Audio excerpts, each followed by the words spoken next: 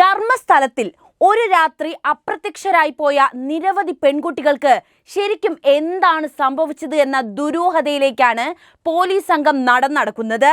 ധർമ്മസ്ഥയിലെ ക്ഷേത്രത്തിന്റെ മറവിൽ അവിടെ എന്താണ് സംഭവിക്കുന്നത്? സൗജന്യയും അനന്യയും പോലെ എത്ര പെൺകുട്ടികൾ അവിടെ കൊല്ലപ്പെട്ടിട്ടുണ്ട്? നമുക്ക് പരിശോധിക്കാം.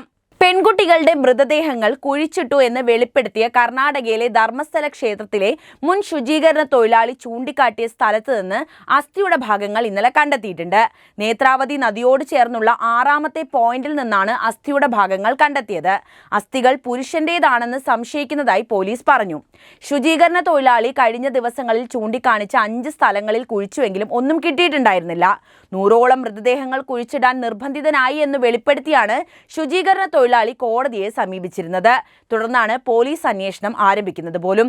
നേത്രാവതി നദിക്ക് സമീപം വനത്തിലും റോഡരികിലുമായി 13 സ്ഥലങ്ങളിലാണ് പരിശോധനയ്ക്കായി പോലീസ് അടയാളപ്പെടുത്തിയിരിക്കുന്നത്.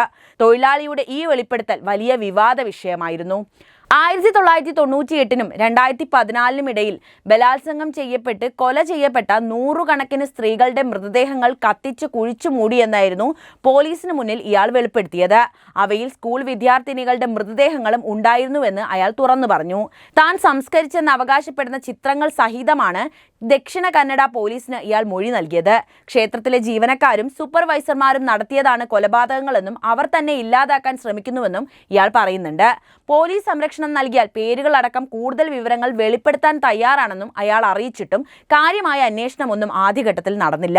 ക്ഷേത്രത്തിലെ ഒരു ഉദ്യോഗസ്ഥന്റെ നിർദ്ദേശം അനുസരിച്ചാണ് താൻ ഇത് ചെയ്തതെന്നും പശ്ചാത്താപവും ഇനിയെങ്കിലും ഇരകൾക്ക് നീതി ലഭിക്കണം എന്നതുകൊണ്ടാണ് താൻ ഇക്കാര്യങ്ങൾ വെളിപ്പെടുത്തുന്നതെന്നും അയാൾ പറഞ്ഞു.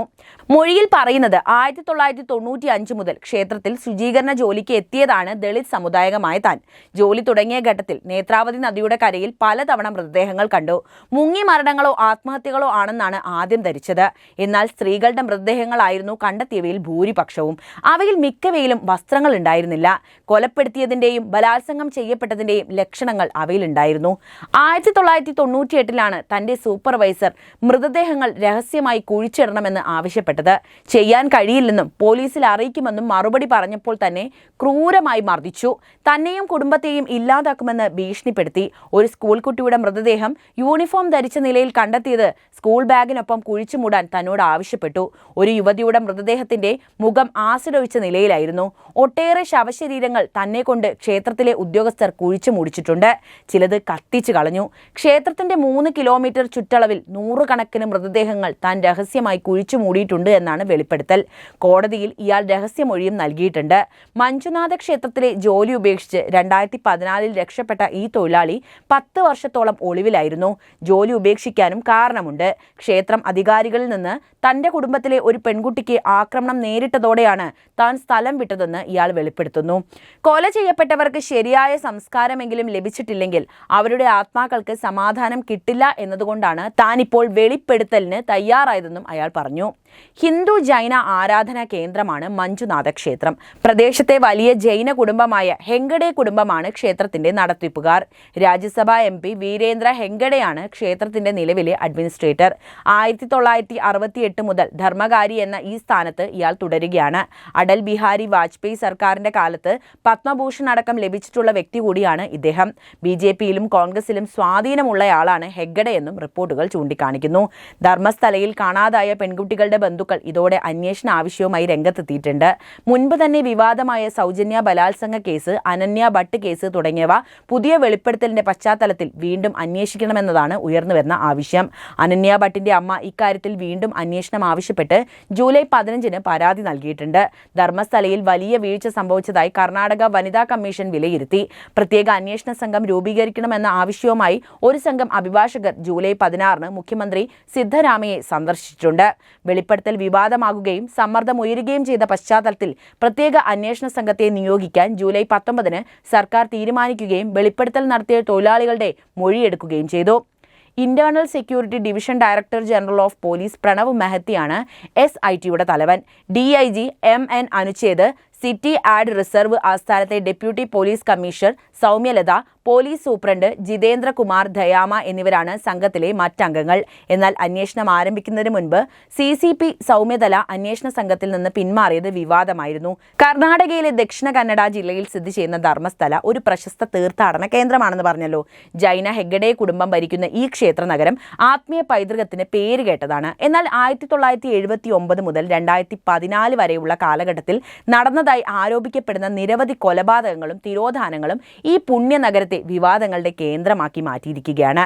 2025 ജൂലൈയിൽ ഒരു മുൻ ശുചീകരണ തൊഴിലാളിയുടെ ഞെട്ടിപ്പിക്കുന്ന വെളിപ്പെടുത്തലുകൾ ധർമ്മസ്ഥലയിൽ നൂറുകണക്കിന് സ്ത്രീകളുടെയും കുട്ടികളുടെയും മൃതദേഹങ്ങൾ ലൈംഗിക അതിക്രമത്തിന്റെയും കൊലപാതകത്തിന്റെയും അടയാളങ്ങളോടെ കുഴിച്ചു മൂടപ്പെട്ടു എന്ന ആരോപണമാണ് ഉയർത്തിയത്. ഈ വെളിപ്പെടുത്തലുകൾ സൗജന്യയുടെ കൊലപാതകവും അനന്യ ഭട്ടിന്റെ തിരോധാനവും എന്ന കേസിലേക്ക് വീണ്ടും ശ്രദ്ധ പതിപ്പിച്ചിട്ടുണ്ട്. എന്താണ് സൗജന്യയ്ക്കും അനന്യയ്ക്കും സംഭവിച്ചത്? അവരെ പോലെ നിരവധി പെൺകുട്ടികൾക്കും എന്താണ് സംഭവിച്ചത്? നമുക്ക് അവരുടെ കേസുകളിലൂടെ ഒന്ന് നോക്കാം. ആദ്യം സൗജന്യ കേസിനെ കുറിച്ച് പറയാം. 2012 ഒക്ടോബർ 9 ധർമ്മസ്ഥലയിലെ ശ്രീ ധർമ്മസ്ഥല മഞ്ജുനാഥേശ്വര കോളേജിലെ 2ാം വർഷ പ്രീ യൂണിവേഴ്സിറ്റി വിദ്യാർത്ഥിനിയായ 17 വയസ്സുള്ള സൗജന്യ ബസ് സ്റ്റാൻഡിൽ നിന്ന് വീട്ടിലേക്ക് മടങ്ങവേ തിരോധാനമായി. അന്ന് വൈകിട്ട് 7 മണിയോടെ അവൾ വീട്ടിലെത്താത്തതിനെ തുടർന്ന് അവളുടെ അമ്മ കുസുമവതി ബന്ധുക്കളെ വിളിച്ച് അന്വേഷിച്ചു. രാത്രി 10:30 അവളുടെ പിതാവ് ചന്തപ്പ ഗൌഡ ബെൽത്തങ്ങാടി പോലീസ് സ്റ്റേഷൻ, അതായത് ധർമ്മസ്ഥലയിൽ അന്നത്തെ കാലത്ത് പോലീസ് സ്റ്റേഷൻ ഉണ്ടായിരുന്നില്ല, പരാതി നൽകാണ് ഇവിടെ. പിറ്റേ ദിവസം രാവിലെ Shri Dharmasthala Manjunatheshwara yoga and nature cure ഹോസ്പിറ്റലിന് സമീപമുള്ള ഒരു കാട്ടിൽ നേത്രാവതി നദിക്കരയിൽ സൗജന്യയുടെ മൃതദേഹം കണ്ടെത്തി. അവളുടെ വസ്ത്രങ്ങൾ കീറപ്പെട്ട നിലയിലും അടിവസ്ത്രങ്ങൾ നഷ്ടപ്പെട്ട നിലയിലുമായിരുന്നു മൃതദേഹം കടന്നത്. മൃതദേഹത്തിൽ ലൈംഗിക അതിക്രമത്തിന്റെയും ക്രൂരമായ ആക്രമണത്തിന്റെയും അടയാളങ്ങളും അവശേഷിച്ചിട്ടുണ്ടായിരുന്നു. പ്രാഥമിക അന്വേഷണം നടത്തിയത് ബെൽതങ്ങാടി പോലീസാണ്. എന്നാൽ അന്വേഷണത്തിന്റെ തുടക്കത്തിൽ തന്നെ നിരവധി വീഴ്ചകൾ സംഭവിക്കുന്നുണ്ട്. സൗജന്യയുടെ വീട്ടിൽ നിന്ന് അവളുടെ അടിവസ്ത്രങ്ങൾ എടുത്ത് കുറ്റകൃത്യ സ്ഥലത്ത് നിന്നുള്ള തെളിവായി പോലീസ് സമർപ്പിക്കുന്നുണ്ട്. ഇത് അന്വേഷണത്തിന്റെ വിശ്വാസ്യതയെ ചോദ്യം ചെയ്യപ്പെട്ട ആദ്യത്തെ സംഭവമാണ്.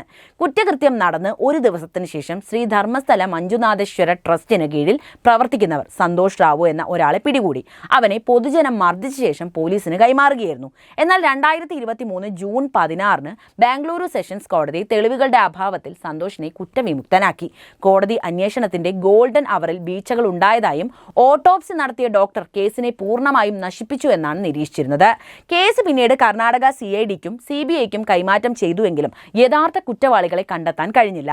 2024 കർണാടക ഹൈക്കോടതി പുനരന്വേഷണം ഫലപ്രദമാകില്ല എന്ന് വിധിച്ച് സൗജന്യയുടെ പിതാവിന്റെ പുനരന്വേഷണ ആവശ്യവും തള്ളിക്കളഞ്ഞു. 2025 യൂട്യൂബർ സമീർ MDയുടെ ധർമ്മസ്ഥല സൗജന്യ കേസ് എന്ന വീഡിയോ 1.8 കോടി കാഴ്ചക്കാരെ ആകർഷിച്ച് വൈറലായി മാറുന്നുണ്ട്.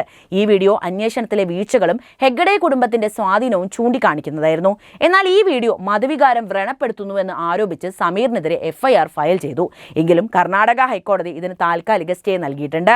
പോലീസിന്റെ പ്രാഥമിക അന്വേഷണത്തിലുണ്ടായ ഗുരുതരമായ വീഴ്ചകൾ, തെളിവുകൾ തിരുത്തപ്പെട്ടതായുള്ള ആരോപണങ്ങൾ, ഒരു പോലീസ് സ്റ്റേഷൻ പോലും ഇല്ലാതിരുന്നത് എന്നിവ ധർമ്മസ്ഥലയിലെ നീതിന്യായ വ്യവസ്ഥയുടെ ദൗർബല്യം വെളിപ്പെടുത്തുന്ന കാര്യങ്ങൾ തന്നെയാണ്. അടുത്തത് അനന്യ ഭട്ട് കേസിലേക്ക് വരാം. 2003 കർണാടകയിലെ ധർമ്മസ്ഥല ക്ഷേത്ര നഗരിയിൽ 18 വയസ്സുള്ള MBBS വിദ്യാർത്ഥിനി അനന്യ ഭട്ട് കാണാതാവുന്നു. സുഹൃത്തുക്കൾക്കൊപ്പം യാത്രക്കിടെ ക്ഷേത്ര ദർശനത്തിന് ഒറ്റയ്ക്ക് പോയപ്പോഴാണ് അവൾ അപ്രത്യക്ഷയായത്.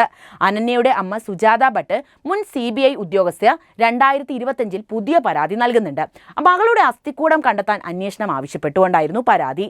1995, 2014 കാലത്ത് ധർമ്മസ്ഥലയിൽ 100-ലധികം സ്ത്രീകളെയും കുട്ടികളെയും ബലാത്സംഗം ചെയ്ത് കൊലപ്പെടുത്തി കുഴിച്ചുമൂടിയെന്ന മുൻ ശുചീകരണ തൊഴിലാളിയുടെ വെളിപ്പെടുത്തൽ ഈ കേസിനെ വീണ്ടും ശ്രദ്ധയിൽ കൊണ്ടുവരികയാണ് ചെയ്യുന്നത്. പരാതിക്കാരൻ ചൂണ്ടിക്കാട്ടിയ നേത്രാവതി നദീതീരത്തെ 13 സ്ഥലങ്ങളിൽ ഖനനം ആരംഭിച്ചിട്ടുണ്ട്.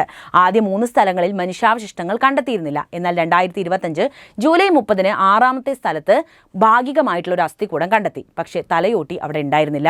സുജാത ഭട്ട് 2025 ജൂലൈ 15 ധർമ്മസ്ഥല പോലീസിലാണ് പരാതി നൽകുന്നത്. 2018 സാക്ഷി സംരക്ഷണ പദ്ധതി പ്രകാരം സംരക്ഷണം ലഭിച്ച പരാതിക്കാരൻ ലൈംഗിക അതിക്രമവും കൊലപാതകവും നടന്ന മൃതദേഹങ്ങൾ കുഴിച്ചുമൂടിയെന്ന് വെളിപ്പെടുത്തി. അനന്യയുടെ അമ്മയെ പ്രതിനിധീകരിക്കുന്ന അഭിഭാഷകൻ N മഞ്ജുനാഥ് ആദ്യ ഖനന സ്ഥലത്ത് കീറിയ ചുവന്ന ബ്ലൗസ്, പാൻ കാർഡ്, 2 ATM കാർഡുകൾ എന്നിവ കണ്ടെത്തിയതായിട്ട് അവകാശപ്പെട്ടിട്ടുണ്ട്. എന്നാൽ SIT ഇത് നിഷേധിക്കുകയാണ് ചെയ്തത്. അന്വേഷണത്തിന്റെ സുതാര്യതയെക്കുറിച്ച് വിമർശനങ്ങൾ അപ്പോഴും ഉയർന്നിട്ടുണ്ടായിരുന്നു. 2012 സൗജന്യ case, 1986 Padmalatha case, 2018 Joy case എന്നിവയും SIT പരിശോധിച്ചു വരികയാണ്. ഭയം മൂലം പോലീസിനെ സമീപിക്കാൻ മടിക്കുന്ന കുടുംബങ്ങൾക്കായി ഹെൽപ്പ് ലൈൻ സ്ഥാപിക്കണമെന്നും അഭിഭാഷകൻ ആവശ്യപ്പെട്ടിട്ടുണ്ട്. അന്വേഷണം സുതാര്യമായിരിക്കണമെന്നും കുറ്റവാളികളെ നീതിക്ക് മുന്നിൽ കൊണ്ടുവരണമെന്നും പൊതുജനവും ആക്ടിവിസ്റ്റുകളും ഒരേ സ്വരത്തിൽ ആവശ്യപ്പെടുകയാണ്. അന്യ ഭട്ടിന്റെ തിരോധാനം ധർമ്മസ്ഥലയിലെ വലിയ കുറ്റകൃത്യ ആരോപണങ്ങളുടെ ഭാഗം തന്നെയാണ്. രാജ്യവ്യാപക ശ്രദ്ധ ഇതിനോടകം ഇത് ആകർഷിച്ചിട്ടുമുണ്ട്. സത്യങ്ങൾ വിളിച്ചു പറയുന്ന ജനങ്ങളുടെ വായ മൂടിക്കെട്ടുന്നത് ധർമ്മസ്ഥലയിൽ ആരാണ്? പുതിയ വിവരങ്ങൾ എന്തായാലും പുറത്തു വരിക തന്നെ ചെയ്യും. അപ്പോൾ ഈ വിഷയത്തിലെ നിങ്ങളുടെ അഭിപ്രായം അറിയാൻ താല്പര്യമുണ്ട്. എന്ത് തന്നെയായാലും കമൻറ്റ് ചെയ്യുക. ഒപ്പം ഈ അറിവുകൾ എല്ലാവരിലേക്കും എത്താൻ വീഡിയോ ഒന്ന് ലൈക്ക് ചെയ്യാനും ഷെയർ ചെയ്യാനും പ്രത്യേകം ശ്രദ്ധിക്കുമല്ലോ.